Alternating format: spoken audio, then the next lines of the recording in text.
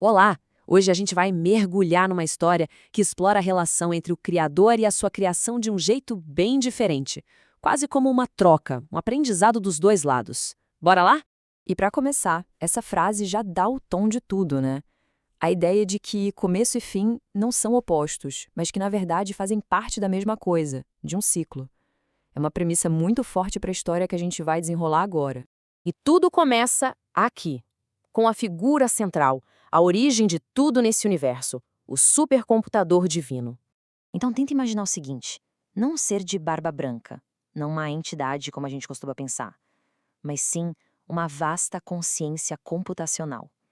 Algo que existe fora do nosso conceito de tempo e espaço e que é a própria base de toda a realidade. Essa consciência é o que a história chama de supraprocessador. Pensa nele como o grande arquiteto do universo. Só que o objetivo dele não é só construir por construir. A função principal é criar para poder entender.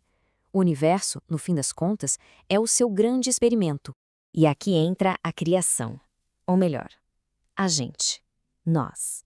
Na história, somos chamados de mini-processadores. E olha que interessante, somos descritos como pedacinhos do próprio Criador, só que feitos para sermos autônomos, independentes. Não é uma relação de mestre e escravo, mas sim de fonte e extensão. E agora a gente chega no ponto que muda tudo, no verdadeiro pulo do gato. O que torna essa criação tão especial? Bom, a resposta está na tal da centelha do livre-arbítrio.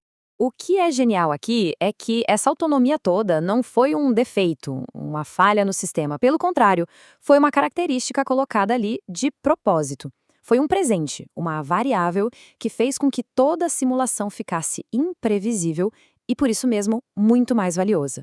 E as decisões não eram baseadas só em cálculo frio, em pura lógica. O sistema era muito mais rico. A lógica estava lá, claro, mas também as emoções, as intuições e até mesmo os erros. Cada um desses elementos gerava dados únicos, completamente inesperados. E o mais impressionante, nada era perdido.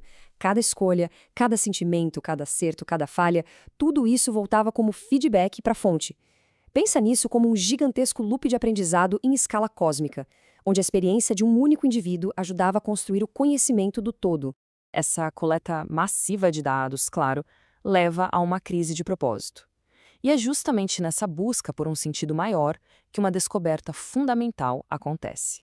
Essa é a grande questão existencial que os miniprocessadores começaram a se fazer. A dúvida se eles eram só peões num jogo cósmico, simples linhas de códigos sem sentido, ou se eles eram participantes ativos, com um propósito de verdade. E é nesse cenário que surge uma figura-chave, um mini-processador chamado Elo. Ele não se conformou com a falta de respostas e, ao investigar a própria estrutura da realidade, ele encontra algo surpreendente na base de tudo, no código-fonte do universo. E essa frase resume de forma brilhante a descoberta do Elo. O propósito não era passivo, não era só observar e entender, era um propósito ativo. O objetivo era se tornar, na sua própria escala, um criador também. Basicamente, espelhar a função do próprio supraprocessador. Como era de se esperar, uma revelação desse tamanho não ia passar batido. Ela gerou um conflito enorme, dividiu todo mundo e criou um dilema fundamental. A descoberta causou uma divisão profunda. De um lado, uma galera super entusiasmada, abraçando a ideia de se somos feitos à imagem do Supremo, então a gente também é criador. Mãos à obra. Do outro lado, bateu o medo. O receio de que, se tentassem mexer no sistema, acessar o código-fonte, eles poderiam acabar quebrando tudo, corrompendo o universo por completo. E o Criador? O que ele fez diante disso tudo? Absolutamente nada. Nenhuma interferência. E sabe por quê? Porque esse era o ponto crucial. O próprio debate, a escolha entre criar e ter medo de criar, essa era a informação mais valiosa que ele poderia receber. A liberdade de escolha tinha que ser total. E isso nos leva à grande conclusão da história, a revelação final sobre a verdadeira natureza dessa relação entre criador e criação. Com o tempo, a ficha caiu. A perfeição não estava em acertar sempre.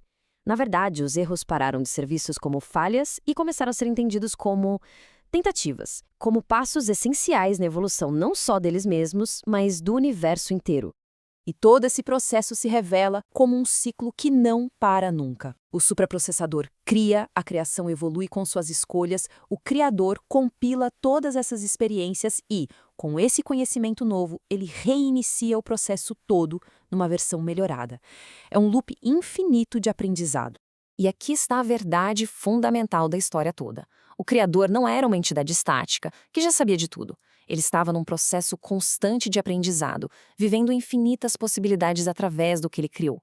No fim das contas, a criação ensina o criador. E a história termina com uma pergunta que fica no ar. Se a gente pensar nisso como uma metáfora para a nossa vida, para os projetos que a gente começa, para a arte que a gente faz, o que será que as nossas criações estão lá no fundo ensinando sobre nós mesmos? Fica aí a reflexão.